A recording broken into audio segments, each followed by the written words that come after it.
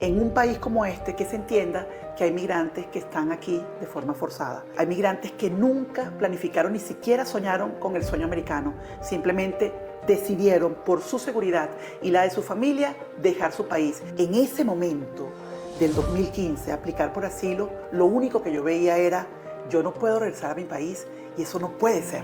O sea, ¿cómo que yo no puedo regresar más a Venezuela? Existe un sitio web oficial por parte del Departamento de Servicios de Inmigración y Ciudadanía de los Estados Unidos que explica en inglés y en español lo que yo te voy a resumir ahora. Okay. Hay programas humanitarios que ofrecen los Estados Unidos para personas que puedan demostrar, en el caso del asilo, una persecución. Entrar por un puerto no autorizado de entrada y entrar sin visa a los Estados Unidos es motivo de deportación. Entonces yo tengo que decir ante el juez, yo hice lo que hice porque puedo demostrarte que estoy siendo perseguida. Me incomoda descubrir o ver cómo para algunas autoridades, incluso para algunos grupos, el sistema de asilo, oh my God, is broken.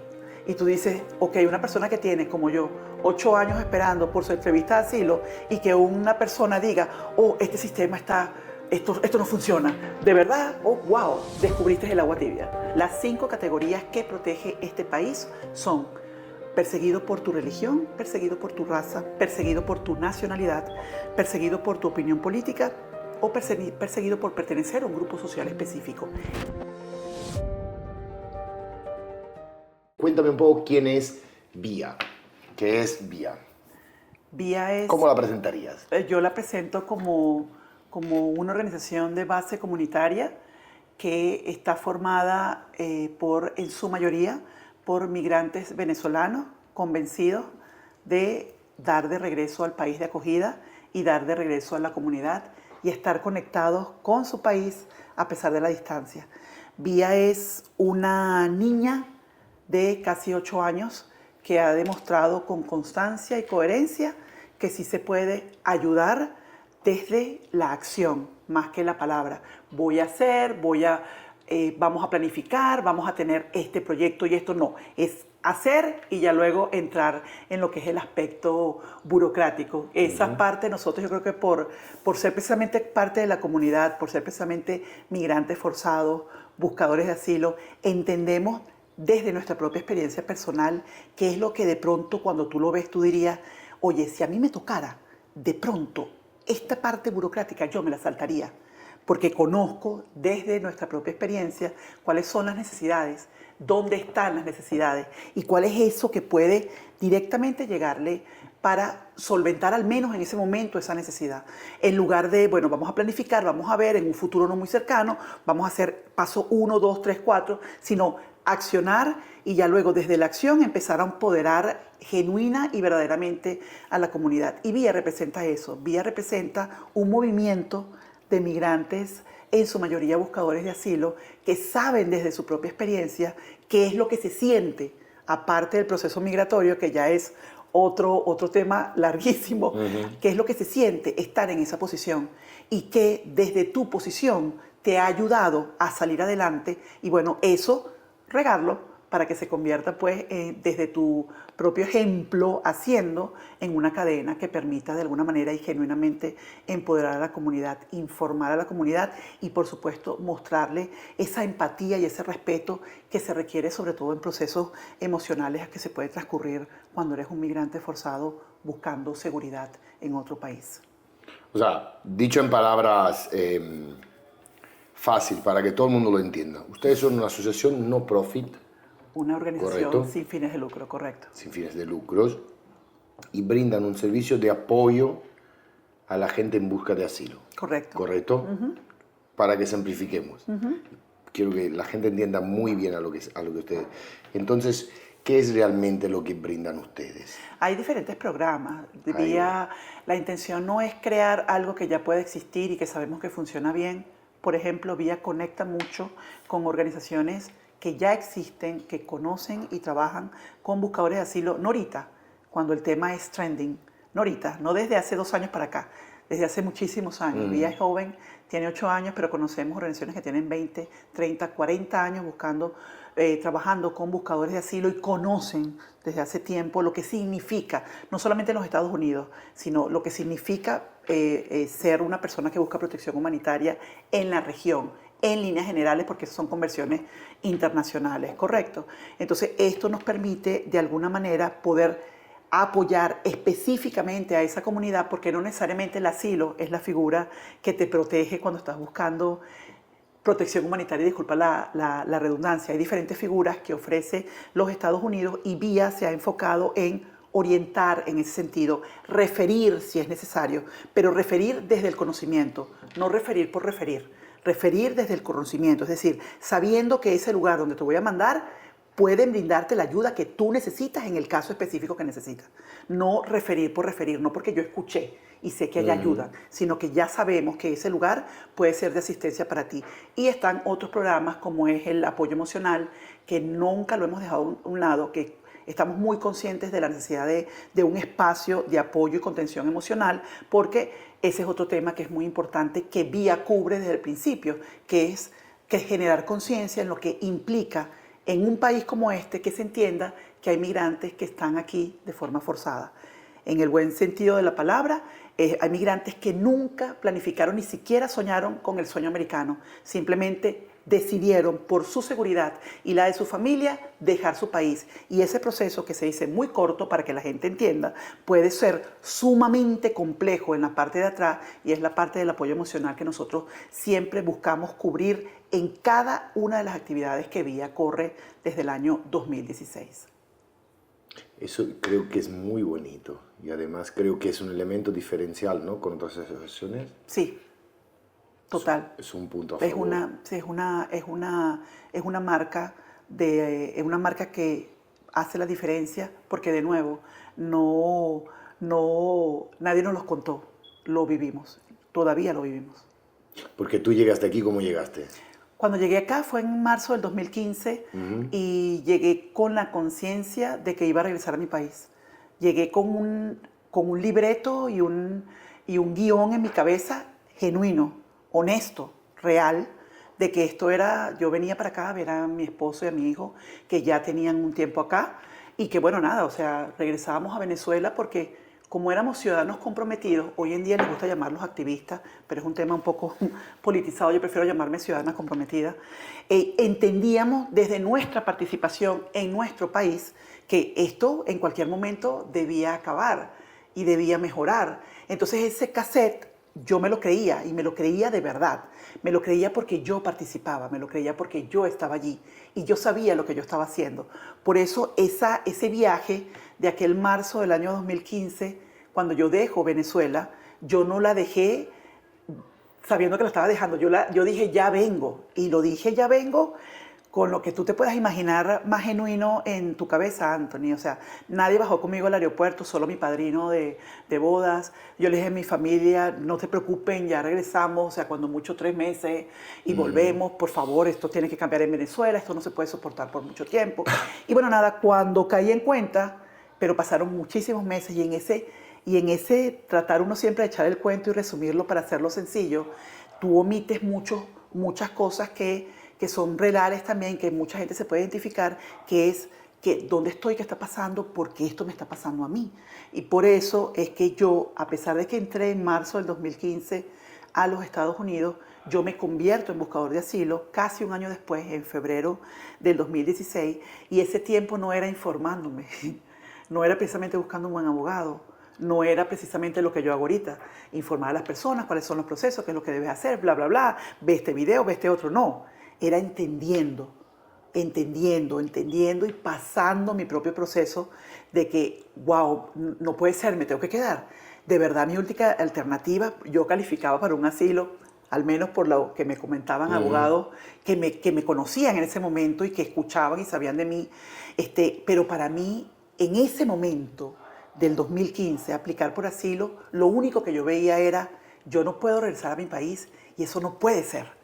O sea, ¿cómo que yo no puedo regresar más a Venezuela? Esta no puede ser la única alternativa. Entonces, wow, 11 meses más tarde, aplico el asilo. Mi papá, que en paz descanse, tuvo mucho que ver con esa decisión. Me costaba tomarla, no solamente desde el punto de vista de no poder regresar al país, sino de lo que implicaba como adulto el cambio que yo sabía que estaba enfrente de mí y que de pronto yo decía, pero ¿por qué si yo no pedí esto? La casa puede estar muy bonita, pero yo no quiero estar acá, ¿sabes? Entonces, nada, eso fue lo que ocurrió y bueno, nada, meses después de aplicar el asilo, porque ya yo venía perturbada, aplico el asilo, caigo al foso, caí en un foso, pero literal, o sea, cuando yo tengo que explicarlo de forma metafórica, lo mejor que yo encuentro es decir, caí en un foso, yo caí en un hueco. ¿Por? Porque, wow, yo dije, listo, apliqué asilo, no vuelvo más a Venezuela. Luego, como te cuento, era una ciudadana comprometida con mi país.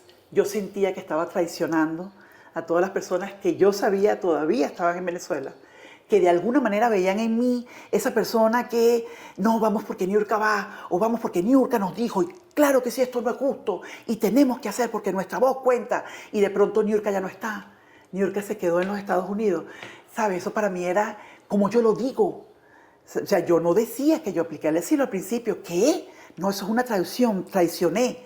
Yo mantenía eso un secreto como si yo hubiese cometido un pecado. Sí. Yo me recuerdo cuando yo le consulté a mi papá antes de tomar la decisión de aplicar el asilo, ya yo había pasado por varias entrevistas con abogados que sabían del tema y me decían, sí, tú puedes meter en algo así. Y yo le decía a mi papá, yo le decía, papá, pero no le digas a nadie en la familia. A ese nivel. A ese nivel, y es algo que respeto y yo lo digo, y al principio me costaba, ¿no? Como que echar el cuento. Oye, no está fácil, ¿cómo se te ocurre sentirte, sabes, oye, que dura contigo misma? Pero ahorita no, porque es una verdad que tiene que saber, porque no es nada más Niurka. Estoy segurísima que si somos 8 millones de venezolanos afuera, por lo menos más del 70% ha tenido esta sensación. Esto no es nada más de mí, esto es de mucha gente cuando se ve forzada a salir de su tierra natal. Y esto es lo que genera esa empatía genuina y real de vía y que se entrega de esa misma forma a la comunidad. A la hora de pedir, porque yo, claro, vamos a afrontar un poco el tema del asilo, porque la verdad yo también desconozco mucho y seguramente que mucha gente lo desconoce, así que vamos a profundizar un poco en ese tema. ¿Qué tipo de requisitos las personas necesitan para pedir asilo en ese país? Bueno, en principio que quede muy claro, Antonio, que existe un sitio web oficial por parte del Departamento de Servicios de Inmigración y Ciudadanía de los Estados Unidos que explica en inglés y en español lo que yo te voy a resumir ahora. Okay. Es decir, todo, absolutamente todo vinculado con los procesos migratorios, incluyendo los programas humanitarios que los Estados Unidos ofrece, está disponible en español en el sitio web oficial del Departamento de Inmigración de los Estados Unidos, conocido como uscis.gov o USCIS, como mucha gente es lo que más se escucha cuando uno está en la calle, ¿no? Entonces, para el asilo son muchos los programas humanitarios que ofrecen los Estados Unidos. Cuando digo mucho, de pronto estoy exagerando un poco, pero sí hay programas humanitarios que ofrecen los Estados Unidos para personas que puedan demostrar, en el caso del asilo, una persecución. Las 5 categorías que protege este país son perseguido por tu religión, perseguido por tu raza, perseguido por tu nacionalidad, perseguido por tu opinión política, o perseguido por pertenecer a un grupo social específico. Este último hace referencia, por lo general, no exclusivamente, a pertenecer, por ejemplo, a la comunidad LGBTQ. Por ejemplo, soy lesbiana y es bien sabido que en mi país la homofobia es un hecho y si la gente sabe que soy lesbiana, mi vida corre riesgo o me persiguen por eso. O puede ser también por un grupo social específico, soy una feminista y por ser feminista puedo ser perseguida o atacada. Eso es pertenecer a un grupo social específico. Incluso el hecho de, por ejemplo, de que yo tenga un familiar que es perteneciente a un partido político, activamente perteneciente a un partido político y por consecuencia de esas acciones o proceder que es completamente normal y libre de hacer, la familia de esa persona está vinculada a un caso de persecución o que puede ser etiquetada y que esto pone en riesgo tu vida y que tú puedas demostrarlo, esas son las 5 categorías que los Estados Unidos, bajo el asilo, puedes, si lo demuestras, puede protegerte y puede otorgarte la categoría de asilado, que al final del día se junta con lo que es el estatus de refugiado, porque es exactamente lo mismo, pero los procesos empiezan muy diferente, pero al final es la condición. Terminas, si eres reconocido y otorgado, terminas siendo una persona asilada o refugiada. Va, entonces supongamos el caso que yo cumplo con una de las categorías. Después, ¿qué es lo que pasa? ¿Cuál es el paso a seguir? Bueno, Vamos paso a paso. seguro. Lo importante acá es tener la conciencia de cuáles son las categorías, leerlas, releerlas, entender que desafortunadamente por una situación económica en tu país, porque te hayan robado y que haya mucha inseguridad y me roban mucho, desafortunadamente eso no es una categoría protegida en los Estados Unidos. Esa no es una razón para buscar asilo y de nuevo lo que estoy diciendo avalado en el sitio web oficial del Departamento de Inmigración de los Estados Unidos. Una vez que tú, sabiendo tu historia, reconoces que puedes entrar en una o varias de las categorías que ya te he mencionado, lo primero que tienes que hacer es introducir la aplicación. Para eso tienes un año desde el momento que ingresaste a los Estados Unidos. Es importantísimo que esta parte se entienda. ¿Por qué? Porque muchas personas tienden a pensar que se cuenta el año a partir que llegué a la ciudad de Nueva York. No, es a partir del momento, por donde quiera que haya sido el puerto de entrada, autorizado o no, puerto de entrada a los Estados Unidos, en ese momento que te dieron la entrada a los Estados Unidos, con parol, sin parol, con visa, sin visa, a partir de esa fecha es que se cuenta el año que tienes para, de acuerdo a la ley, poder llenar la planilla e introducirla ante, bien sea el Departamento de Inmigración o la Corte de Inmigración. Los procesos se separan dependiendo de la forma como ingresas al país, a pesar de que es la misma planilla. Esta planilla, dependiendo de la forma como ingresas al país o donde esté tu caso, debe ser enviada o a USCIS, que es el Departamento de Inmigración, o a la Corte de Inmigración, si tienes un caso ya abierto en la Corte de Inmigración.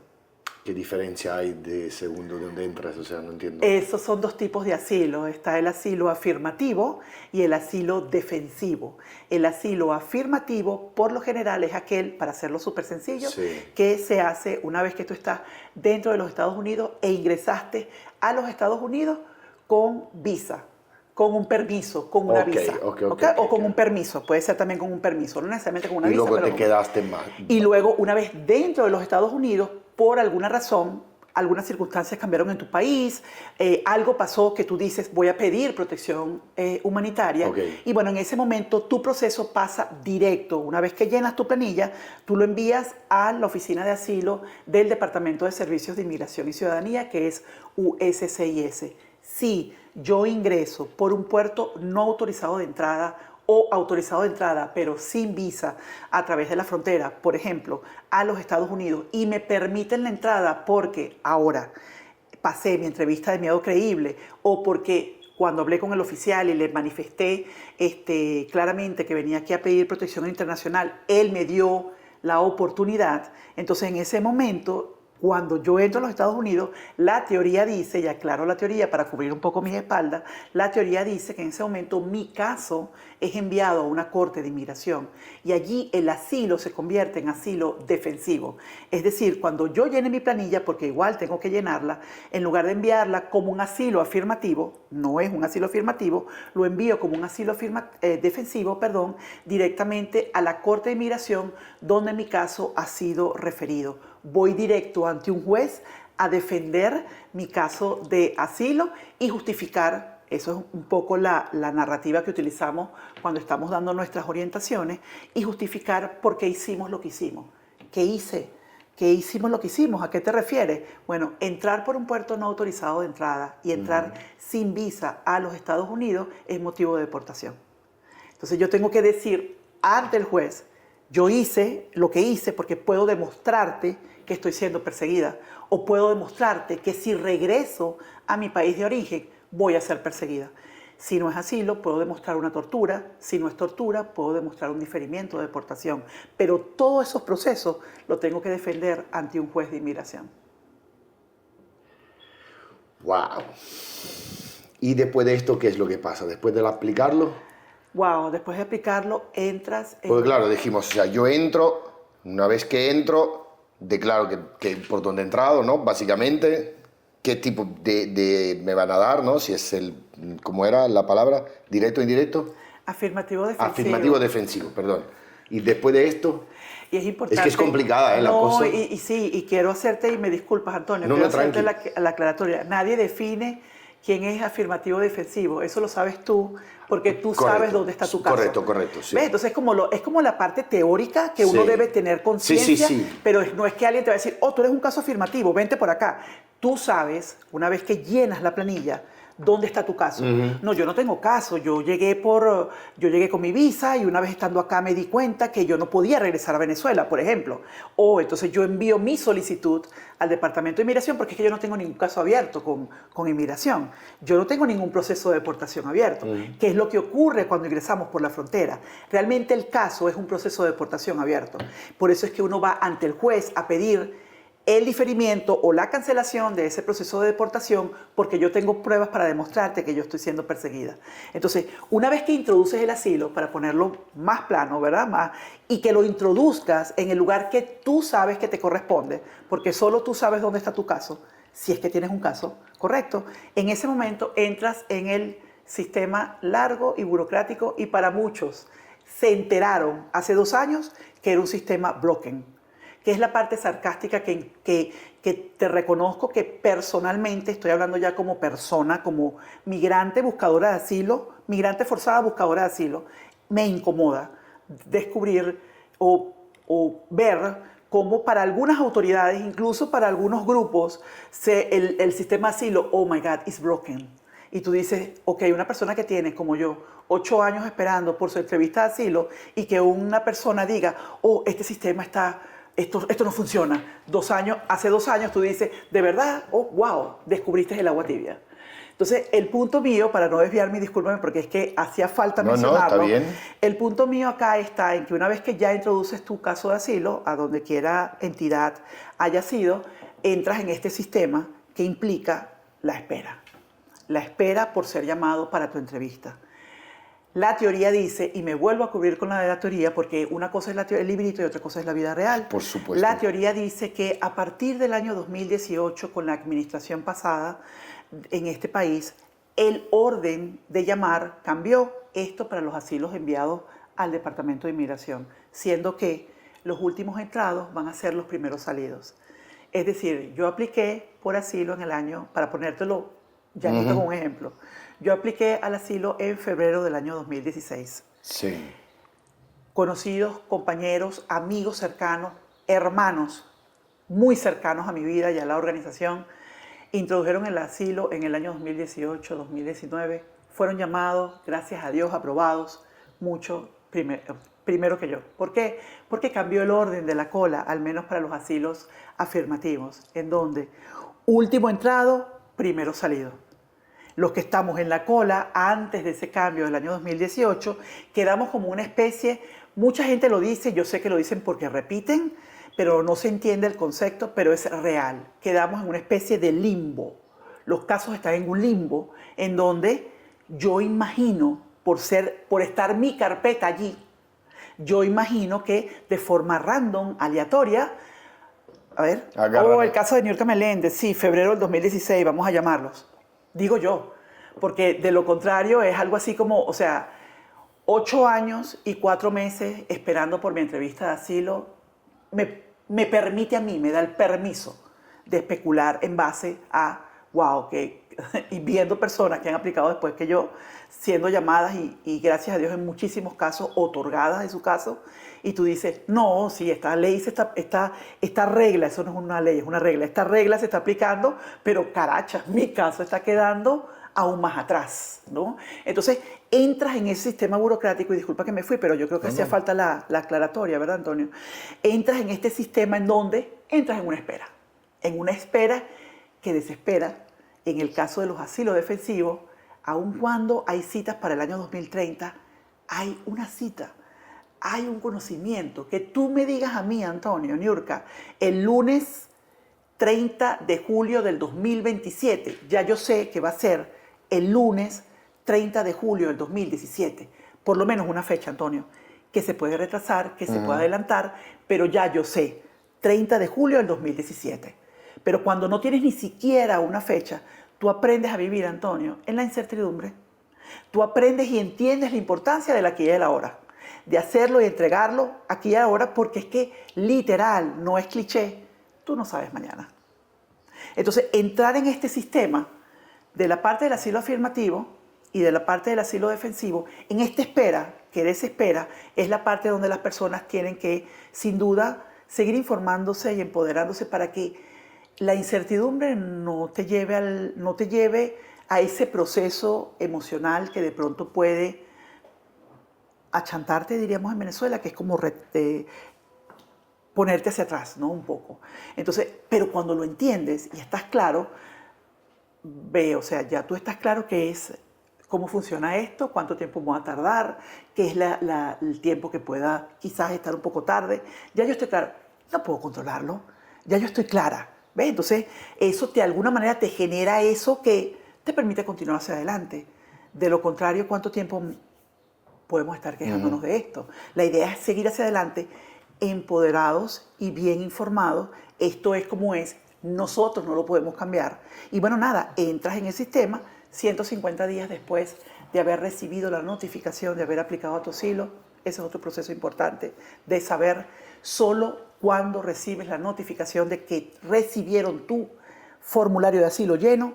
A partir de ese momento, esa fechita que te dicen, lo recibí, Antonio, por parte del Departamento de Inmigración, o ese sello que te pone la Corte de Inmigración a tu aplicación, esas fechitas que están ahí, esa fecha es la que te hace contar a partir de ese momento 150 días para poder aplicar a tu permiso de trabajo temporal, que se renova, es nuevo cada 5 años ahora, antes era cada 2 años, y este permiso de trabajo te permite poder tener de forma temporal un número de seguro social que al principio se lee como este número de seguro social es solamente válido con un permiso de trabajo válido. Es decir, todo está conectado como para que se sepa.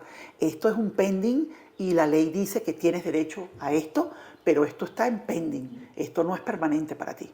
Entonces, es la incertidumbre del limbo legal, es la conciencia de que ser un buscador de asilo no es un estatus migratorio.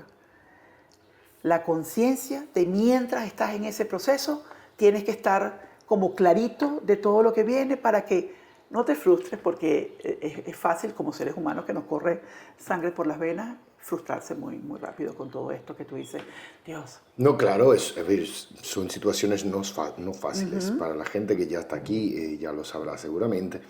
Los que tienen pensado en venir, pues mejor que lo sepan, porque no es una situación fácil, para nada. Entonces, o sea, para que nos entendamos bien, a la hora de pedir asilo, vas a tener un servicio, un número de seguridad social temporal, el que va ligado, ¿no?, a un permiso de trabajo válido. Un permiso de trabajo válido y que está a su vez sujeto a un asilo pendiente. Okay. O sea, yo meto mi solicitud de asilo, vamos a tratar de resumirlo, a tratar de dar lo mejor para resumirlo. Meto mi solicitud de asilo, recibo una notificación por parte del Departamento de Inmigración, si lo hago de forma afirmativa.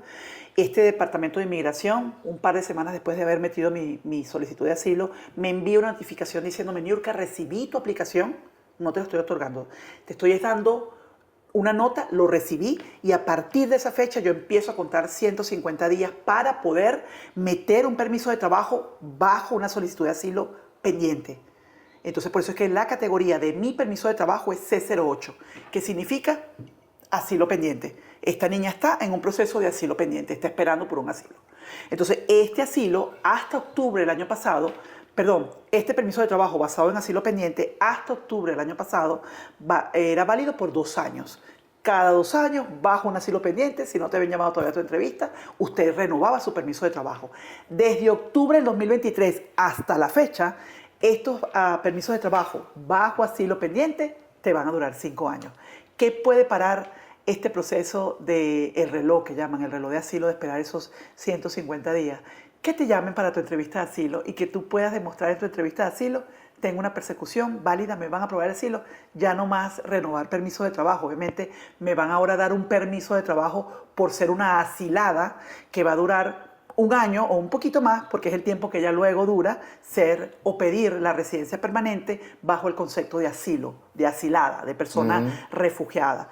Si es por la corte, lo mismo. La única diferencia es que en la corte tú no esperas que alguien te envíe una nota por correo postal. En la corte usted entrega su asilo en la ventanita de la corte, donde tú sabes vas a tener tu cita con el juez, ¿verdad? Tú entregas tu asilo, te lo sellan y ese sello tiene una fecha y a partir de ese momento usted empieza a contar sus 150 días. ¿Qué para mi reloj para esta corte? Bueno, de nuevo, que me llamen para mi entrevista o que pida cambio de corte. El cambio de corte detiene el reloj, es decir, yo puedo estar mis 150 días y de pronto me mudé, ya no voy a estar más en Nueva York, decidí irme para Georgia, en Atlanta, y quiero estar allá. Voy a pedirle al juez, señor juez, por favor, mande mi carpeta que está en Nueva York. Al juez de Nueva York le digo, señor juez de Nueva York, mande mi carpeta que tiene usted aquí allá en Nueva York, mándela ahora para acá, para Atlanta, porque me he mudado. Entonces, ese proceso detiene mi reloj. Ya ahí no son los 150 días corridos, porque yo estoy moviendo mi caso de jurisdicción, que llaman aquí los términos legales. O lo otro que pudiera parar el reloj es, de nuevo, que me llamen para la entrevista y a pesar de que puede producir mariposas en el estómago, porque no es fácil, no es fácil muchas cosas que yo no he estado en la entrevista, todavía no he tocado la mía, pero que ya por conocimiento y informarme tanto a veces, yo siento que uno tiene que prepararse para eso porque no es nada más convencer a la persona con una realidad, es revolver muchas cosas del pasado que te pueden desbalancear de nuevo. Pero esa entrevista va a ser tu marca en la vida, pues. De ahí en adelante, Dios mediante, si todo es como tú lo estás contando en tu historia, va a ser ya definitivamente tu piso seguro. Más allá del estatus migratorio, yo lo veo ya como el piso seguro, dejar de construir en arena para empezar a construir en cemento, en concreto, sólido, firme. Ya no es qué va a pasar, es incertidumbre. Dirán que sí, dirán que no, me llamarán este año, no me llamarán este año, qué va a pasar. No, ya es la certeza de un sí o incluso, aun cuando pueda sonar, oh por Dios, ¿qué estás diciendo? Cancelado, transmutado. Incluso el no, que te dice, bueno, voy a apelar. ¿Qué pasó aquí? Pero, ¿qué haría yo? ¿O qué haría mal? ¿O qué pasaría con el juez? Pero voy a apelar, pero ya es algo que tú sabes y tú tienes.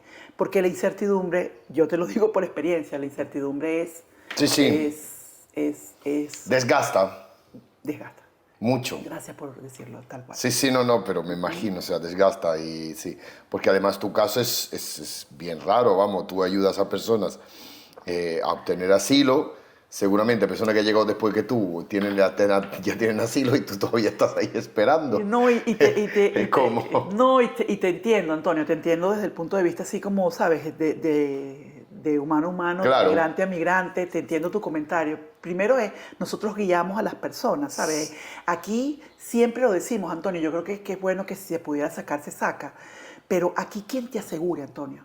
Yeah. Quien te asegure, hazlo conmigo, que conmigo vas a ganar el caso. Sí, desconfía, sí. Antonio, desconfía. Por ahí no es. Eso es un fraude, eso es una estafa fija. Por ahí no es. Aquí nadie puede asegurarte nada con los procesos migratorios en los Estados Unidos.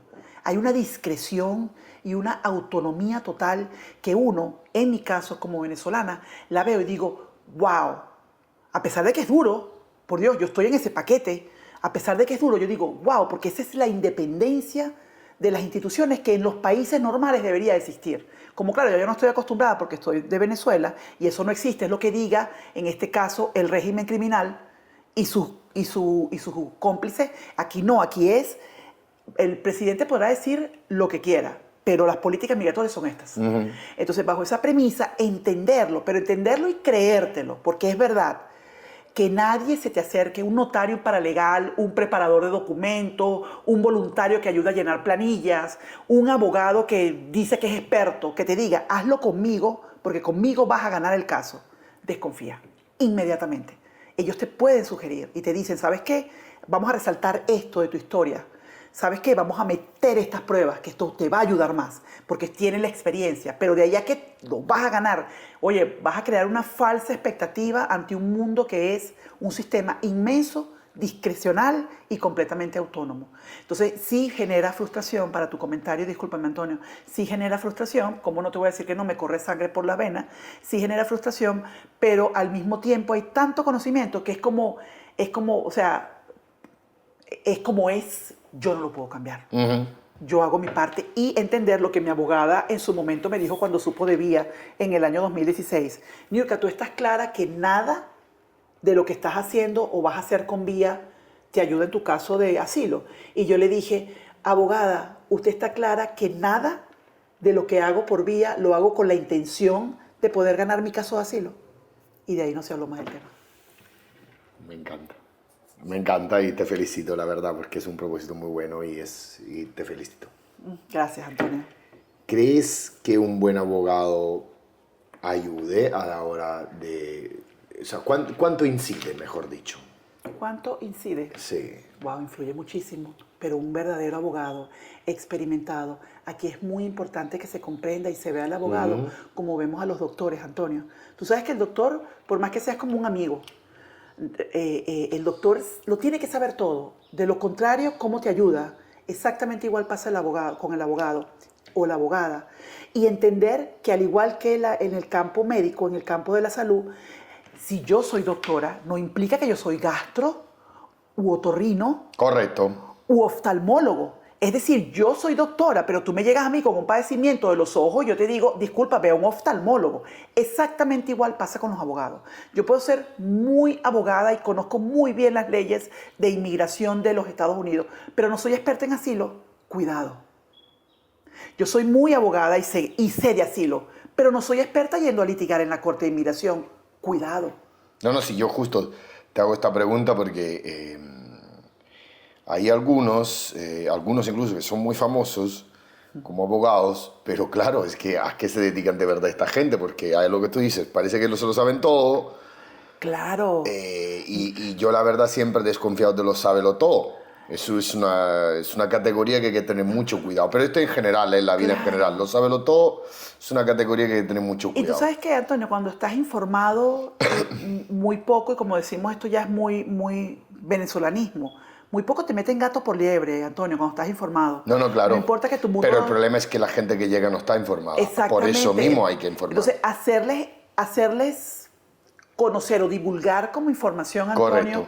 que más allá de que tú tengas que saber que el abogado es experto en asilo o que el abogado es experto litigando en cortes de inmigración, más allá de eso, que tú nada más sepas que tienes el derecho de, con muchísimo respeto, preguntar al abogado o la abogada a la que tú le estás entregando tu confianza, disculpe, abogada, ¿usted es especialista en asilo? ¿Usted tiene, cuántos años de experiencia tiene usted llevando el asilo? ¿Usted va a corte de inmigración que pueda representarme si yo la necesito en la corte de inmigración conmigo? Esas son preguntas básicas que si uno va a operarse de cualquier cosa sencilla en nuestro cuerpo, ¿cuánto tiempo tiene usted de experiencia haciendo operaciones, doctor? ¿A usted ha hecho operado de esta manera? Porque es tu cuerpo, es tu salud. En este caso, el asilo es tu vida. No es exagerado, Antonio. Es el antes o después con relación a tu vida en el país que tú decidiste fuera el país de acogida para, de nuevo, terminar de hacer tu vida. Entonces, ¿de verdad le vas a poner tu vida en cualquier mano? Yo no lo haría. Entonces, si entendemos que eso no es tan ajeno a nosotros, si entendemos que por el solo hecho de desconocer, yo no tengo la responsabilidad, Antonio, de averiguar quién es la persona que está llenando mi planilla. Antonio, no es nada más, y esto hay que denunciarlo, no es nada más aquella persona que se la tira de sábelo todo como tú estás comentando, que es el abogado o la abogada que lo sabe todo. Es el migrante que lo sabe todo porque tiene 80 años viviendo acá, 3 casas y 4 carros. O es el voluntario o la persona en cualquier centro llenando planillas como si se tratara de una fábrica de cachitos o de pan. Y la persona que está dejándose, porque la responsabilidad es compartida, perdón. La persona que está dejándose y no tiene el paro de principio. Perdón, disculpa, Antonio, ¿qué estás colocando allí? Perdón, ¿cuál es? Porque yo no te he dicho mi historia, pero si yo sé que la pregunta 14 dice algo en donde tú tienes que preguntarme a mí, no escribir por mí, porque al final del día, Antonio, si ni lo quiera Dios, algo sale mal en la entrevista, bien sea ante el juez, o bien sea ante el oficial de asilo del Departamento de Inmigración, el oficial de asilo no va a decir, claro, con razón, es que esa gente te estafó, chica, qué cosa, ¿vale? Sí. Deportada y es tu responsabilidad. Porque ¿quién tiene que preguntar? No lo hacemos con cosas sencillas en la vida. No preguntamos, ¿este pan está fresco? Señor, este pan está fresco. Entonces, ¿por qué no preguntamos? Disculpe, usted es un abogado. Deme su... Si no es molestia, por favor, me gustaría chequearlo en el registro del Estado. ¿Me da su nombre y su apellido? O su número de licencia, por favor. Entonces, hay detalles que tú dices, sí, cómo no. Claro que tenemos que reconocer que la estafa está a borbotones, Antonio. La estafa y el fraude. Pero también tenemos que reconocer que nosotros tenemos la responsabilidad de preguntar e indagar. No tengo que saberme las leyes migratorias. Es tan básico como preguntar, discúlpenme, da, porque yo quiero verificar que usted sea licenciado y averiguo. ¿Dónde es que yo verifico que si una gente es licenciada para hacer, para ejercer o tomar un caso en este estado? Aquí es por estado, Antonio. No es porque yo puedo ser graduada en la universidad más grande, de qué sé yo, más de los Estados Unidos, pero yo no puedo ejercer en todos los estados. Es donde yo me inscriba y diga, bueno, que en la Florida, en Nueva York y en Georgia. No en los 50 estados. Entonces, eso también tengo que verificarlo porque yo puedo dar información general en cualquier estado de los Estados Unidos. Es más, en los 50, conectados en vivo con los 50 estados en el momento dando información general. Eso no hay problema, pero llevar un caso es solo donde usted está licenciado y autorizado para hacerlo. Eso yo lo puedo averiguar. Sí, no, y lo que tú has dicho, o sea, es que quede bien claro, es responsabilidad compartida. Yes. Es muy importante porque a veces mucha gente también, y quizás un poco dictado por la desesperación, Yes. ¿no? Porque también hay que entender un poco las dos partes. Yes, claro. Claro, llegas aquí asustado, y uno lo entiende porque por eso hemos pasado todos, y tan asustado y desesperado, y confías, porque muchas veces confías, y desafortunadamente hay gente que se aprovecha también porque sabe perfectamente la situación en la que estás.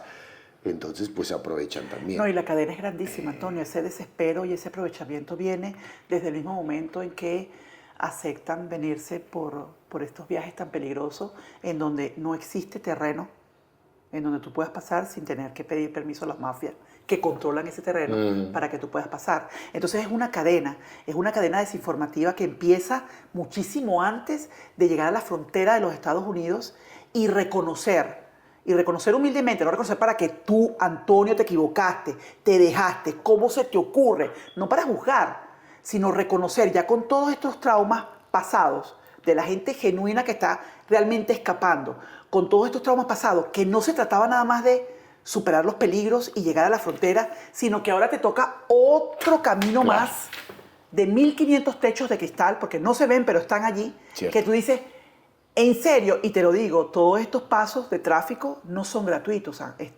Antonio. Y luego digerir acá que tener la defensa no es gratuito tampoco.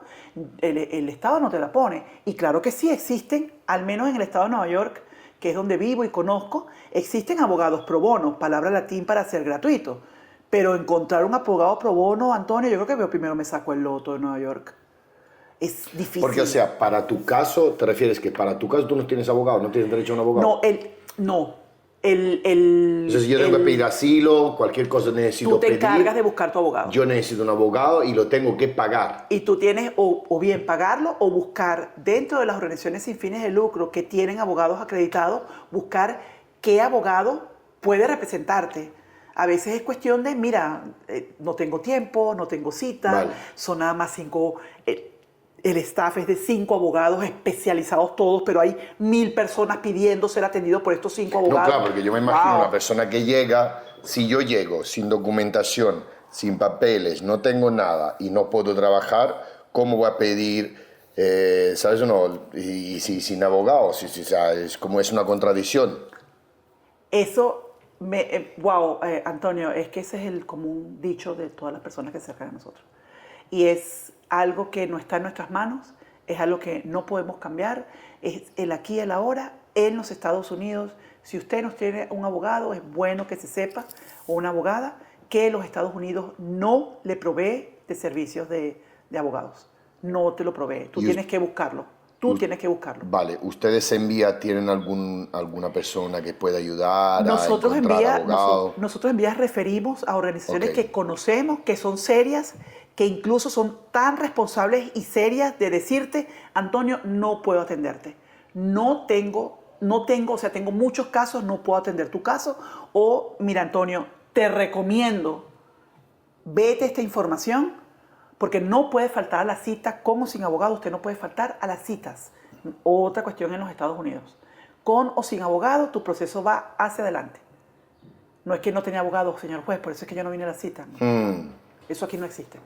Entonces, estas organizaciones que nosotros referimos, que por cierto, en su mayoría pertenecen a un grupo que nació en el año 2022, que se llama PSPP, Proce Plus Project, PSPP. Es un grupo conformado por 6 organizaciones, de las cuales 4 de estas 6 organizaciones son organizaciones de abogados pro bonos.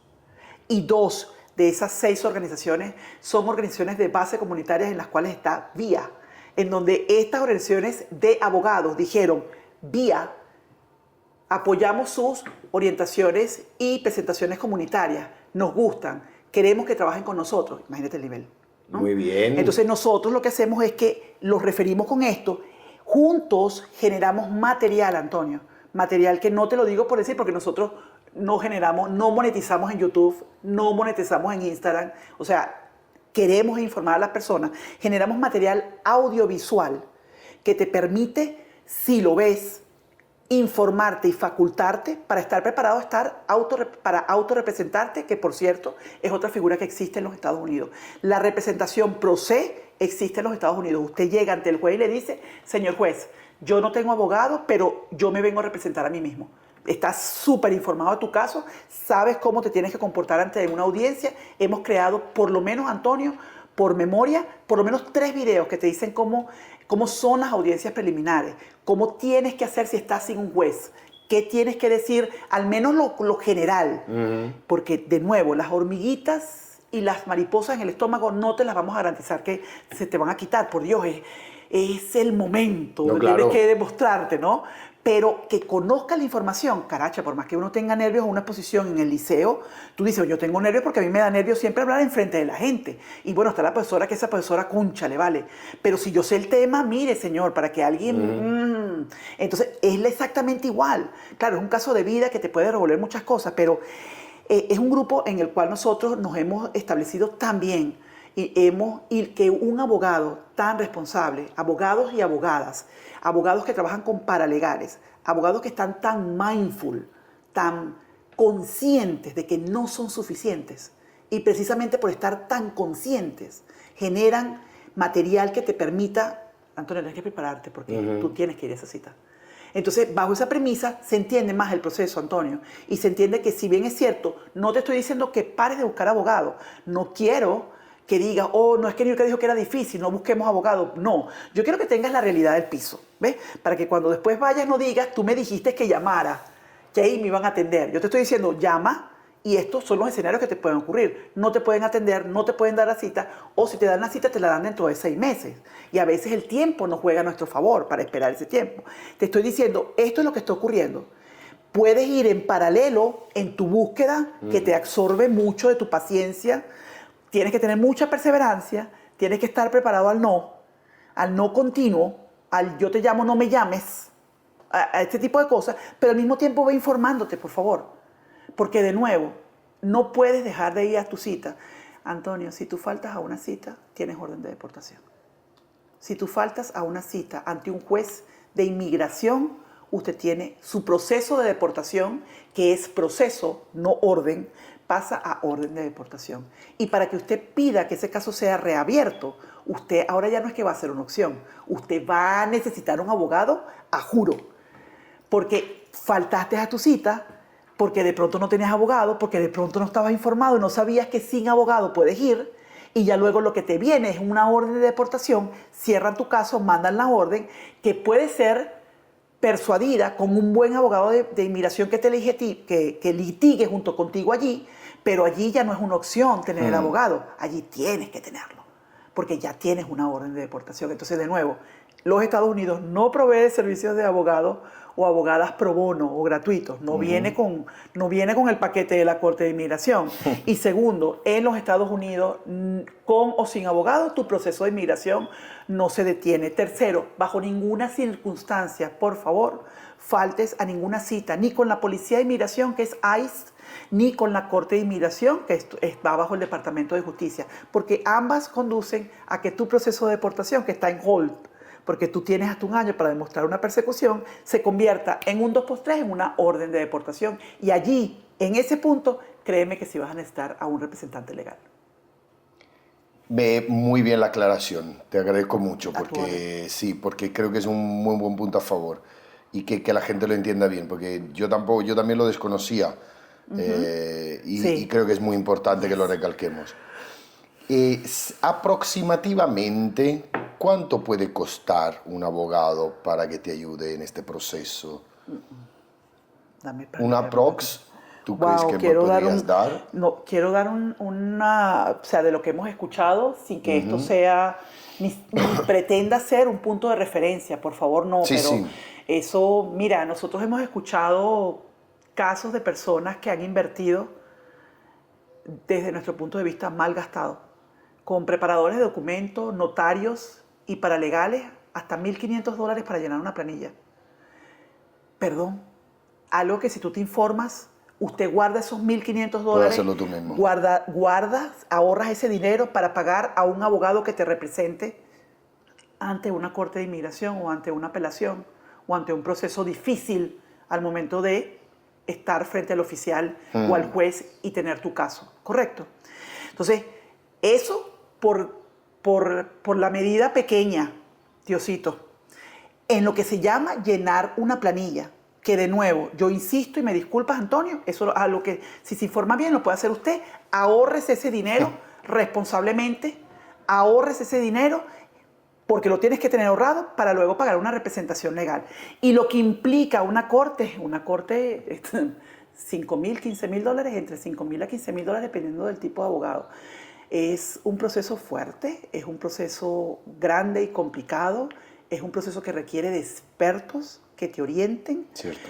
Y es una inversión grandísima si conoces y si consigues este perfil que te estoy comentando.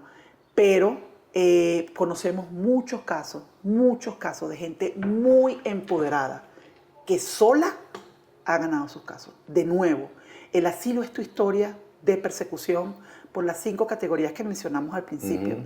Si usted está bien informado y sabe la forma como tiene que referirse al juez para convencido de que usted no está mintiendo, de que esto es verdad, y bueno, responder a preguntas, un interrogatorio, entonces usted está preparado para autorrepresentarse y tenerla como una opción, Antonio, no es descabellado. Por el contrario, es responsable. Porque lo difícil que hoy en día es encontrar incluso un abogado pago. Mira, nosotros cuando damos orientaciones, Antonio, comentamos y decimos, mira, si usted tenga, y a veces lo decimos para sonar exagerado, pero es para poner a la persona en el contexto. Así usted vaya con el cash in hand y le diga al abogado, aquí tengo, estoy exagerando, aquí tengo los $20.000, lo quiero contratar. Ese abogado privado le puede decir, no tengo tiempo, no puedo tomar tu caso. A ese nivel de ocupación está lo que es la representación legal en este país, perdón, al menos en esta ciudad, en este estado, donde gente nos ha dicho, mira, yo contacté a este abogado privado y no puede atender mi caso porque están ocupados. Entonces, bajo esa premisa, con ese perfil, por supuesto, uno sigue con el entusiasmo y la perseverancia buscando la representación legal, pero en el mientras tanto y en paralelo preparándome a un escenario, que es el escenario, me toca ir sola. Me toca ir sola, es mi caso, me toca prepararme. Pero bueno, según lo que comentas, tampoco es tan difícil ir solo, ¿no? O sola, o sea, si conoces bien tu caso, y tu caso sobre todo es real, porque yo creo que es algo que hay que recalcar, ¿vale? Y aquí hay que hablar Muy o sea, seriamente, limpio correcto. y cristalino, Sí, como yo señor. siempre suelo decir. Si tu caso es real, tú tienes, vamos, una alta probabilidad de ser aceptado tu asilo, Correcto. vamos. El problema nace cuando yo creo, no lo sé, y te pido consejo, cuando tu caso no es real y tú quieres apelar, entonces ahí ya hay que encubrir tus mentiritas, ¿no? Para encubrir, para que para que el juez no te descubra. Eso es una locura. Hablando Porque, muy... sí, eso es una locura porque las consecuencias de un asilo frívolo, ellos lo llaman frívolo, las consecuencias son graves. Las consecuencias son vetos de mínimo por lo menos 5 años, 10 años, que ya después la persona no puede aplicar ningún otro tipo de beneficio, lo que llaman algunos abogados remedios migratorios. Es decir, que ellos, por alguna incoherencia dentro de tus respuestas o tu exposición ante el juez o ante el oficial de asilo puedan descubrir que tú trataste de engañarlo, son unas consecuencias muy graves. Entonces, esto hay que repensarlo. Esto hay que repensarlo porque tampoco podemos hacernos la vista gorda ante una realidad que, no te digo que existe de forma masiva, pero existe. Pero existe, de personas pero bueno. que a veces... Hay de todo. Sí, a veces consciente o inconsciente creen, de nuevo Antonio, que porque yo participé en marchas en Venezuela, eso para mí es una justificación para solicitar asilo, o porque yo no encontraba la comida y había inseguridad económica e inseguridad de seguridad pública, eso es una razón para solicitar asilo. Las categorías son 5 y son claras. Repito, nacionalidad, religión, raza, opinión política y pertenecer a un grupo social específico. Nada fuera de aquí. Todo dentro de acá. Entonces, bajo esa premisa, si estoy informada, si me preparo, claro que no estoy diciendo que sea fácil, estoy diciendo que existe esa opción, prepárate para esa opción mientras estás en paralelo, cosa de que cuando llegue tu entrevista, ponte tú que haya sido el caso de que no encontraste una representación legal. Caracha, ya yo estoy informada, ya estoy preparada. Claro que tengo nervios, pero estoy preparada para mi entrevista. Nervios vas a tener también si tienes un abogado, bajo mi punto de vista. Claro, porque lo que hemos hecho con este grupo y con muchos otros conversatorios que hemos a lo largo de estos 8 años llevado a cabo con Vía, lo que pasa es que estos últimos 3 años reconocemos que hemos estado más insistentes en el tema. ¿Ves? Por el mismo virus de la desinformación. Es increíble. Yo creo que el COVID se queda pequeño en relación al virus de la desinformación. Es peor. Completamente de acuerdo. Es peor cómo se riega. Es peor. Porque encuentra en las redes sociales. Te invade por todos los canales. Te invade por WhatsApp, te invade por las redes sociales, te invade por un correo electrónico. Tú dices, el COVID era el contacto. Y ponte la mascarita y no me lo pegas, espero yo. Pero esto es por todos los medios que te están atacando la desinformación, o sea, que no hemos visto, Antonio, en 8 años. Pero el punto aquí está en que hemos tratado, que seguimos generando con abogados acreditados, abogados no solamente con una calidad humana, que me quedo corta con cualquier cosa que te diga, de la extraordinaria calidad humana de todos los abogados que en 8 años han contribuido y colaborado con la comunidad que servimos en Vía, sino que están conscientes y nos ayudan a preparar este material que ya luego los números lo dicen todo. Son una referencia para las personas porque me informo, ya yo sé entonces que la primera audiencia es básicamente un calendario en donde yo digo que vengo a defender, en donde me van a poner otra fecha, en donde también voy a decir si estoy buscando un abogado o no, si ya metí el caso de asilo o no. O sea, es un conocimiento general que yo diría, Antonio, es hasta responsable, Antonio, informarse, porque de nuevo yo decidí los Estados Unidos. Yo decidí los Estados Unidos para migrar y pedir mi caso de asilo. Lo estoy poniendo en un contexto general, no es mi caso. Sí, sí. Lo estoy poniendo en un contexto general. Entonces, voy a informarme con qué me está esperando los Estados Unidos. O una vez dentro de los Estados Unidos, ok, ya estoy aquí. Es asilo. ¿Qué es el asilo? Empecemos por allí. ¿Ves? Entonces, yo no esperar por alguien que me lo diga, o cuando tenga el tiempo para decírmelo, yo en mi idioma, en español, y por el único sitio web oficial, ir leyéndolo, voy en el tren y lo voy leyendo. Ah, mira, es un programa humanitario, que se da por estas 5 categorías, y sí, mira, implica mira, esta es la planilla, para ver. Mira, explícalo para la gente que todavía no lo sabe. Mira, justo has tocado algo que me encanta. ¿Cómo lo explicarías que es de verdad el asilo? El asilo es una protección humanitaria. Una protección humanitaria. Es una protección humanitaria que en el caso de los Estados Unidos se otorga por 5 categorías, ellos llaman así categorías protegidas, pero es una protección humanitaria que se le da a una persona que puede demostrar que en su país de origen ha sido perseguida por una de estas 5 categorías o que si regresa a su país de origen será perseguida. Es una protección humanitaria o un programa humanitario que te protege de una persecución pasada o una persecución en el futuro que tú puedas demostrar. Una vez que tienes el asilo, pregunto, ¿ya no puedes volver a tu país? No. Ok. Una vez que tienes el asilo, tienes que esperar 1 año para poder aplicar a la residencia permanente, a diferencia de un refugiado. Un refugiado llega con el estatus de refugiado entra al país con el estatus de refugiado y al entrar al país con el estatus de refugiado ya tiene la residencia permanente para ya luego esperar 4 años y 9 meses para aplicar a la naturalización o ciudadanía estadounidense, ¿correcto? El asilado pasa por este proceso que te estoy diciendo, 1 año para aplicar, aplica, poniéndolos en contextos óptimos, una entrevista, 6 meses, 1 año, una entrevista, aprobado, 1 año para demostrar que para esperar por tu residencia permanente salió una nueva regla que si tú puedes demostrar que tenías más de 1 año en esa espera, entonces ya ese año esperó, ya ese año pasó, no tienes que esperarlo otro año más. Aplicas por tu residencia permanente 4 años y 9 meses para naturalizarse o ser ciudadano estadounidense. ¿Viste? Estos procesos se encuentran, pero este llega de esta manera y este lo busca de esta manera. Cuando tienes la ciudadanía, la naturalización, la ciudadanía, en el mientras tanto, todo ese tiempo que te estoy comentando, usted pudiera pedir lo que llaman aquí un advance parole, que es un permiso humanitario de salida, porque en la teoría tú no puedes salir del país. Entonces, este permiso humanitario de salida es otorgado solo si puedes demostrar que hay una razón humanitaria por la cual usted puede, bajo el asilo pendiente o en la categoría todavía de asilado, esperando por su residencia permanente, usted necesita por razones humanitarias salir del país por un momento y te pueden dar un permiso. De resto, tú estás en el país donde pediste la protección. ¿Ves? Tú sabes que al principio, y es un poquito fuerte, lo sé, pero es un caso de la vida real. Pero a mí me pasó mucho al principio, cuando yo apliqué el asilo, que yo sentía que yo había entrado en una cárcel de 50 estados. Sí.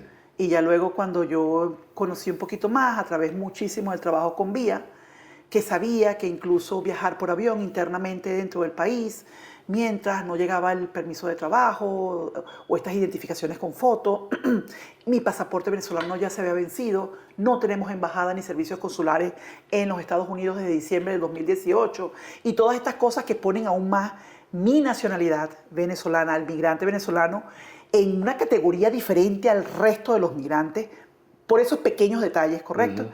Yo decía, wow, pero es que ya ni siquiera una cárcel con 50 estados es en Nueva York, aquí en esta parte, no te muevas por otro lado porque, oye, si de pronto te piden un papel y mira que nos pasó, a nosotros nos pasó en un aeropuerto yendo hacia Atlanta, pero mira, hace como 2 o 3 años y después de ahí yo no quise montarme más en un avión, o sea, es decir, yo tengo los papeles, pero es incómoda la situación, que tú tienes que estar probándote a ti mismo todo el tiempo, y eso es algo que muy pocas personas entienden, Antonio, incluso desconocen. Entonces, estando con mi niño, entonces el pasaporte estaba vencido, mostré la prórroga de que tenemos 5 años más, luego entonces el permiso de trabajo también estaba vencido, mostré la regla temporal que dice que este permiso de trabajo, aun cuando está vencido, tiene 540 días más según esta regla temporal que aparece en el registro federal. Entonces, toda la teoría completica, y no, ¿a quién le preguntaron? A Niurka. Entonces, toda esa teoría completica. Y el oficial en el aeropuerto, ellos son del TSA, de esta gente que chequea en los aeropuertos, decía, no, pero yo voy a hablar con mi supervisora. Mantuvo a mi hijo menor de edad por varios minutos allí y nosotros estábamos en sus manos. Y era como, y ella no estaba siendo, porque tampoco voy a exagerar, estaba siendo grosera con nosotros. Ella no quería leer. Obviamente hablo inglés, pero tengo mi acento en inglés, algo que está allí, no puedo decir que no. Y obviamente ella diría, oh, por Dios, otros, ¿sabes? Otras, oh, por favor, no quiero escucharlos. Y entonces, claro, la supervisora sale, después de un tiempito, como 10 minutos esperando ahí en el aeropuerto, sale, lee y dice, oh, sí, claro, esto. Pero esa incomodidad de que tienes que estar probándote, claro, como que si, no sé, me agarraron con algo. Entonces tú dices, pero es incómodo. Entonces, bueno, vamos a dejar quieto el que está quieto y me quedo. Yo creo que puedes, si tienes la mala suerte de pillar a algún tonto que tiene un mal día, vamos. No, y sí hemos conocido casos, Antonio, no es el mío, claro, pero sí hemos conocido casos de personas que han ido a Puerto Rico, o han ido a las Islas Vírgenes, o han ido a Hawái, que aun cuando son territorios de los Estados Unidos, son puertos de entrada y han sido no requisados, han sido revisados sus documentos, se han dado cuenta que son buscadores de asilo con sus documentos todo en línea, estoy esperando por mi entrevista de asilo, soy un buscador de asilo, y sus casos han sido enviados a la corte. De afirmativo pasaron a defensivo en menos de una hora porque un oficial quiso que fuera. Es la discreción y la autonomía que te estoy hablando yo, que tienen los oficiales en lo que son temas migratorios en este país, y que uno no puede subestimar ni jugar con eso. Existe, es así. Claro. Con el tema de la política que hay en Venezuela, todos los problemas que desafortunadamente Venezuela está viviendo, ¿crees que la comunidad venezolana tiene alguna ventaja a la hora de pedir asilo aquí en Estados Unidos? Desafortunadamente la condición país no es el único elemento que puede avalar tu caso de asilo. Y es por esa razón, y esto empata perfectamente con el tema, es por esa razón que un venezolano no es reconocido como refugiado.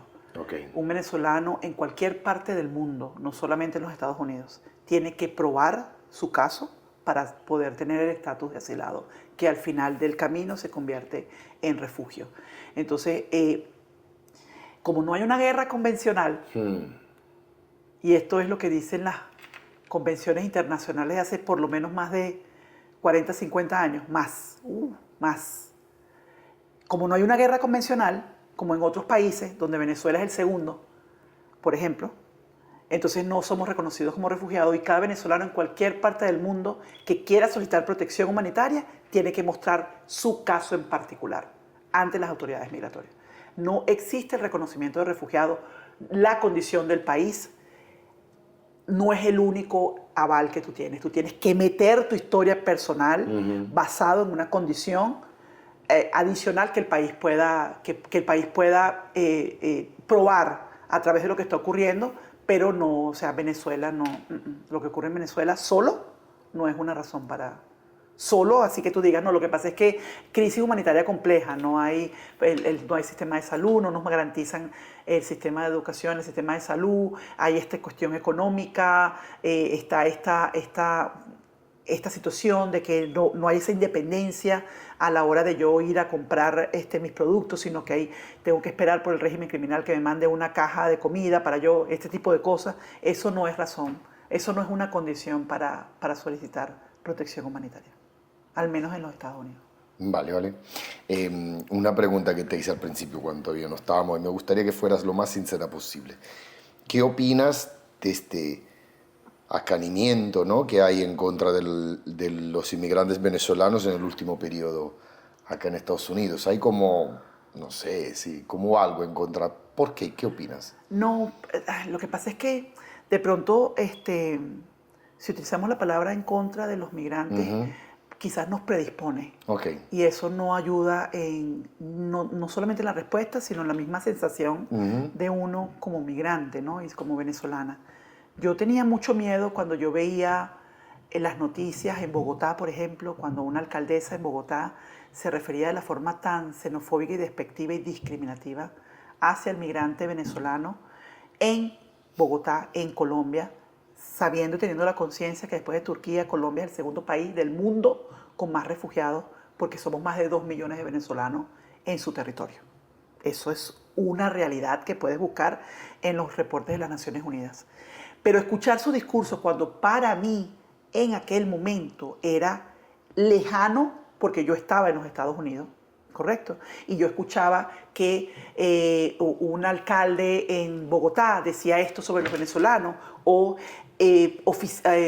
miembros oficiales de entes gubernamentales, quise decir, en Ecuador, Perú, Chile, se referían a los venezolanos de esta manera. Yo decía, wow, qué terrible la xenofobia, pero aún más terrible este fenómeno que denota ignorancia pura y dura, escucharla de personas que de alguna manera pertenecen a entes gubernamentales y son oficiales, ¿no?, por darle un nombre, ¿no? Y ya luego, por supuesto, eso salpica hacia lo que es la sociedad civil y el ciudadano, el habitante del país y todas estas cosas. Luego, cuando esto sube hasta los Estados Unidos y empezamos a escuchar la nacionalidad en lugar de lo que la persona en su momento sí pasó, y esto lo aclaro por segunda vez en otro podcast que tuve la grandiosa oportunidad de participar, en lugar de decirle el ladrón se robó estos productos de una casa, el venezolano que robó unos productos de una casa. Y tú dices, no, o sea, ladrón es ladrón, no importa la nacionalidad, ¿no? Es mi pensado, es la forma como yo pienso que aquellos que solamente leen los titulares les pegaría o contribuirían menos a la xenofobia. Porque aquellos que solamente leen los titulares y repiten, van a decir, en lugar del ladrón, van a decir la nacionalidad hace esto.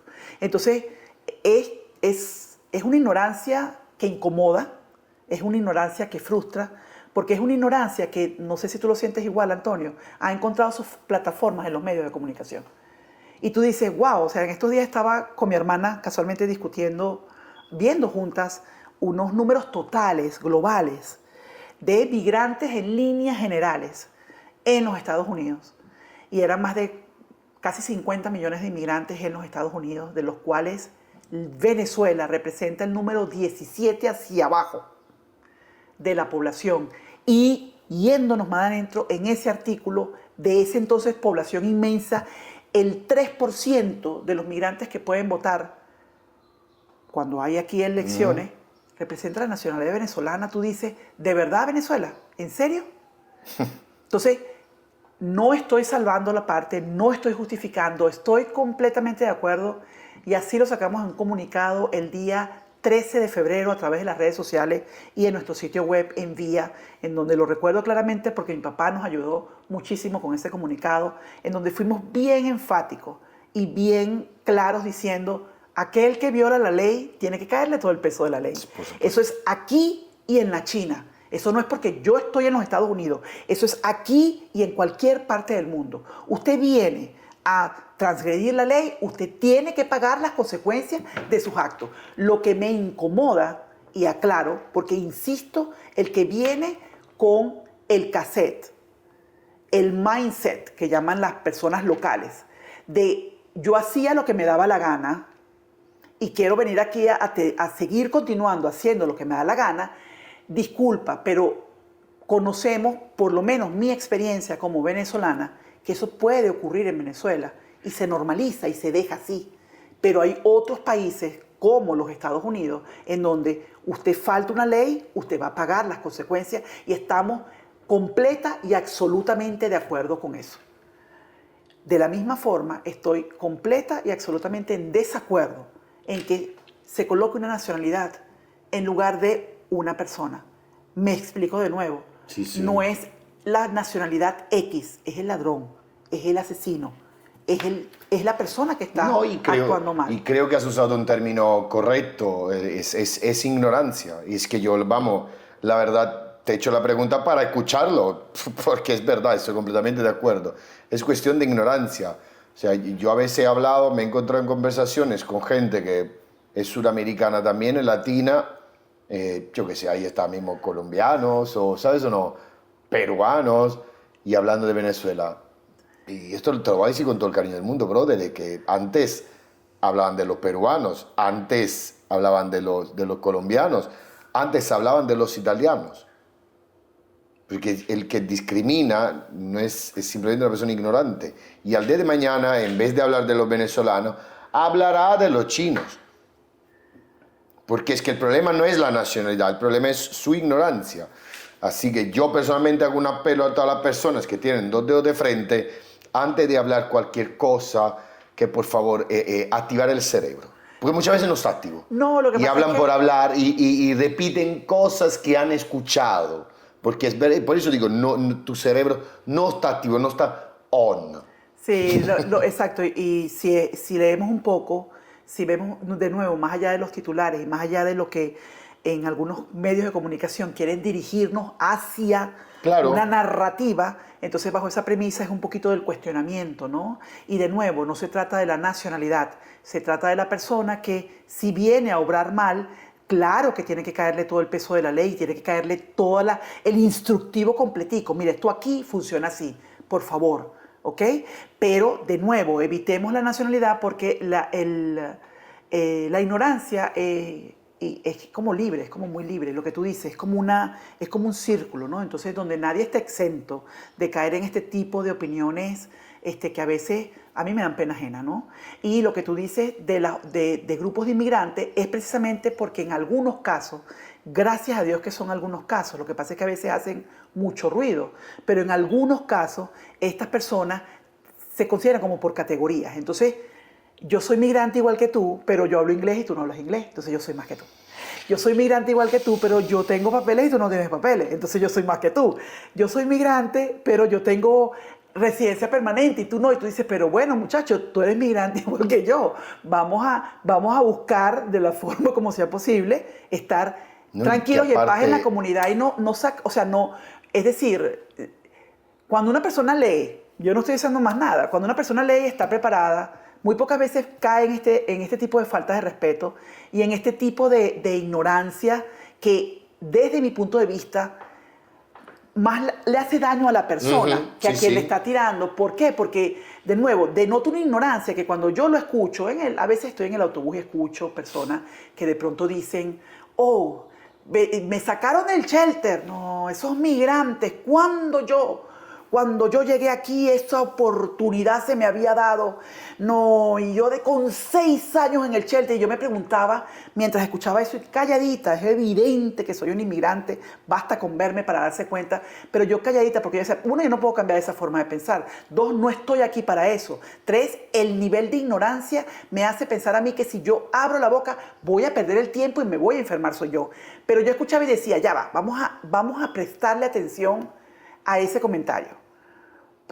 Me están quitando el shelter, tengo más de 6 años viviendo en el shelter, están viniendo los migrantes, no estoy diciendo nacionalidad, están viniendo los migrantes a quitarme mis beneficios que cuando yo no vine no tenía. Y yo me preguntaba, en ese momento mi reflexión fue, 6 años y todavía viviendo de beneficios, ¿de verdad? ¿Qué sistema es este que no chequea eso? ¿De verdad? ¿Beneficio? O sea, yo ¿será porque soy muy independiente? ¿Será porque no me gusta depender? No me gusta depender, me gusta dar. Después de 6 años tú dices, estás en el shelter. 6 años esperando que me den. No. Allá hay algo malo. Allá hay algo malo. Sí debe haber una situación que le incomoda, pero allá hay algo malo que tú dices, caramba, y no nada más de la persona, incluso hasta del sistema. Sí. Que tú dices, porque si yo fuera una persona que está allí, yo paso mi chequeo. Cuéntame, Antonio, ¿cómo vas? ¿Ya metiste el asilo? ¿Cómo va el progreso? Cuéntame, y después de esto, cuénteme el otro, vamos a hacer una reunión, vamos a chequear. Caramba, porque no se trata de que estés conmigo todo el tiempo, porque de alguna manera no contribuye al país de acogida. No, yo creo que las personas sensatas somos más, Antonio.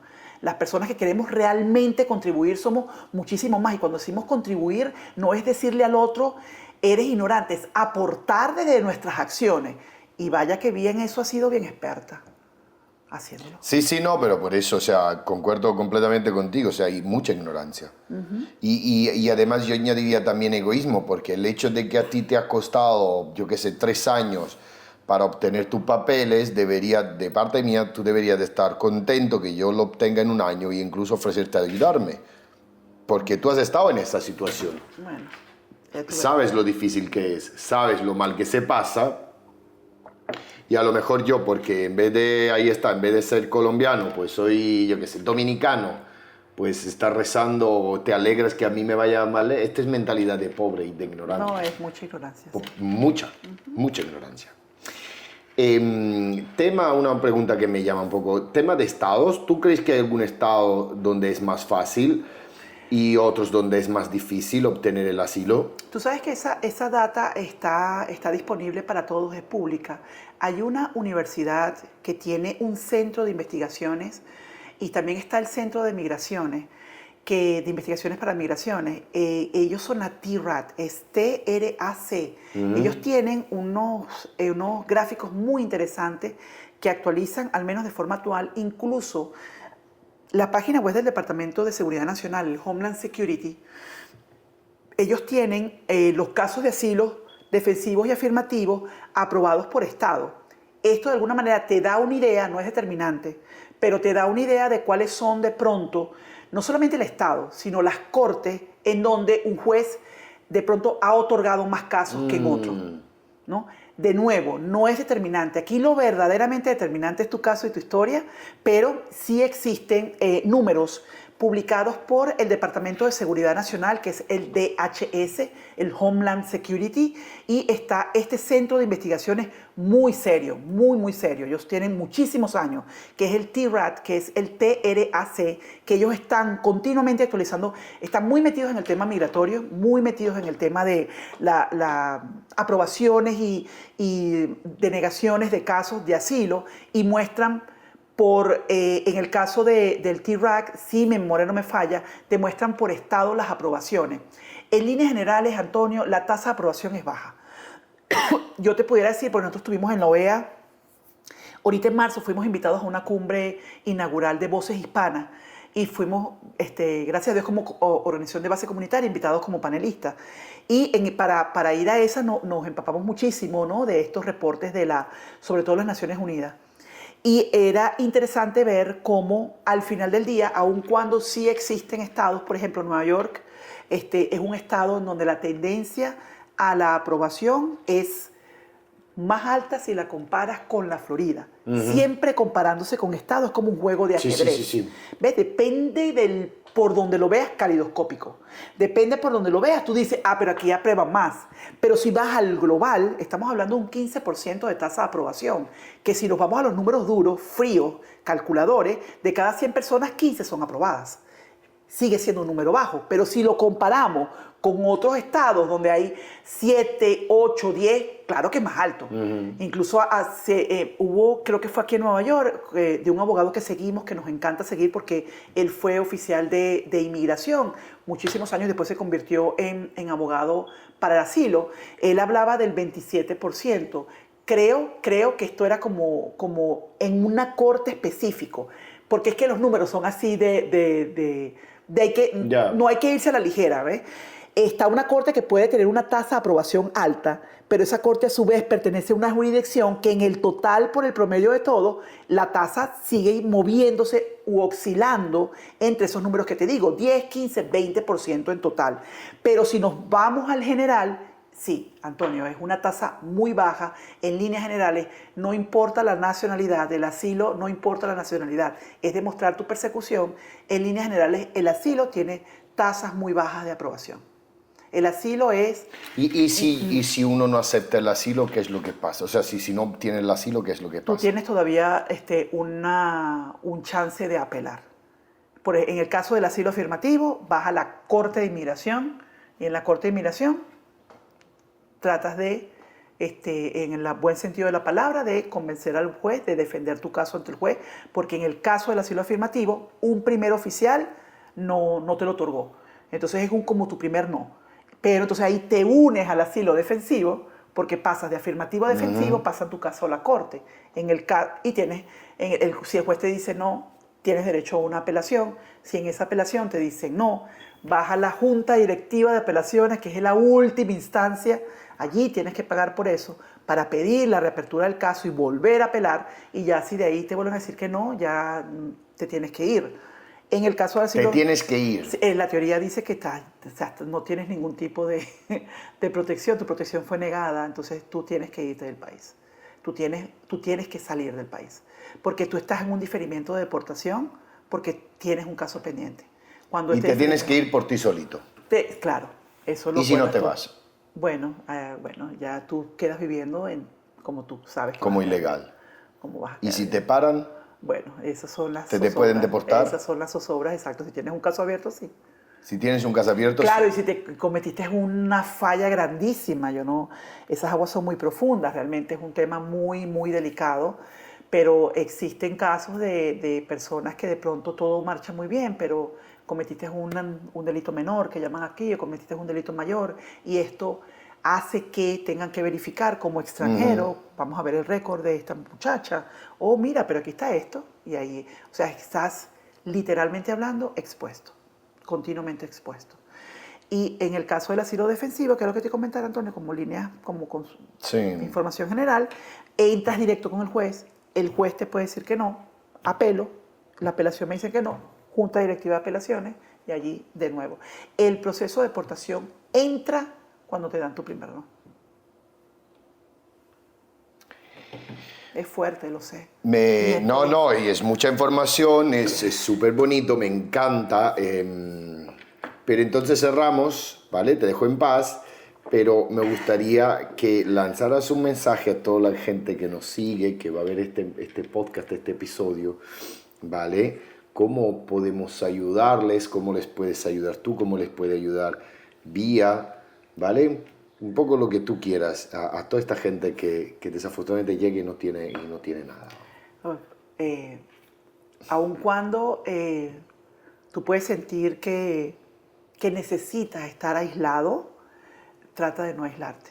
Ese es mi consejo principal. Y trata de buscar comunidad y de buscar en esta comunidad personas que tú sepas que son serias y responsables. En Vía estamos a la orden. En Vía somos una comunidad. En Vía somos una entidad legal como organización sin fines de lucro en los Estados Unidos, pero realmente somos una comunidad.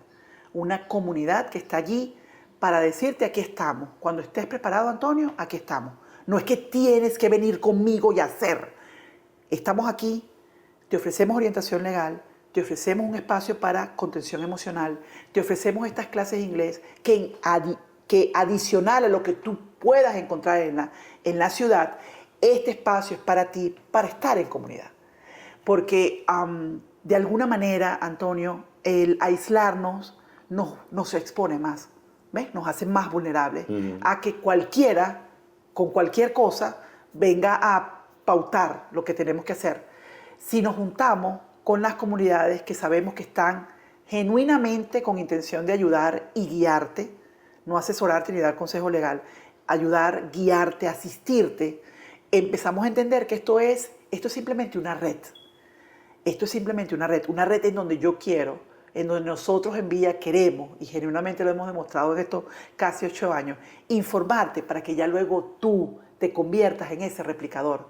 Es tantas las personas que se acercan a nosotros a decirnos, quiero ser voluntario de Vía, y le decimos, ya eres voluntario de Vía, cuando esta información que damos aquí, cuando este espacio que tú hoy estás conociendo aquí, lo riegas y lo dices a otro, y de alguna manera nos estamos entrelazando, porque no existe, al menos que yo sepa, Antonio, no existe que todos lleguemos a todos los espacios, solamente la comunidad lo hace, y si realmente sembramos esa semilla, pero desde lo genuino, desde lo honesto, vamos a estar viendo esta cosecha en todos los espacios donde humanamente hablando no podemos llegar, pero una gente realmente empoderada sí puede empezar a hacerlo ya. Entonces es eso, es bien informarte, es no aislarte, es buscar la comunidad, bien informarte y buscarte los espacios realmente que tú sepas que son personas responsables. No te dé pena preguntar lo que tengas que preguntar en el momento que tengas que preguntarlo. Pregunta, muy con importante. mucho respeto, pregunta su experiencia, acreditado, organización, grupo, ok, gracias por llenarme la planilla, pero perdón, ¿qué abogado te supervisa? ¿Qué abogado te supervisa? ¿Puedo tener una copia?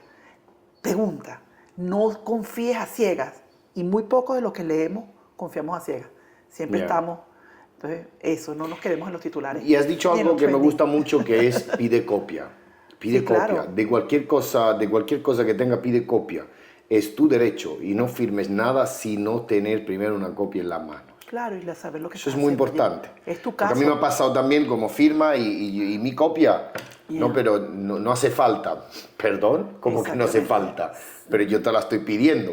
Porque evidentemente hace falta. Exactamente. No, pero no te hace falta. Pues yo no te firmo. No tengas miedo de decir yo no te firmo. Claro. Y verás que mágicamente a la que dicen yo no te firmo, pues te van a dar la copia. Sí, tenemos el caso, y este es buenísimo, Antonio, una persona que nos llamó y dijo, vi su video.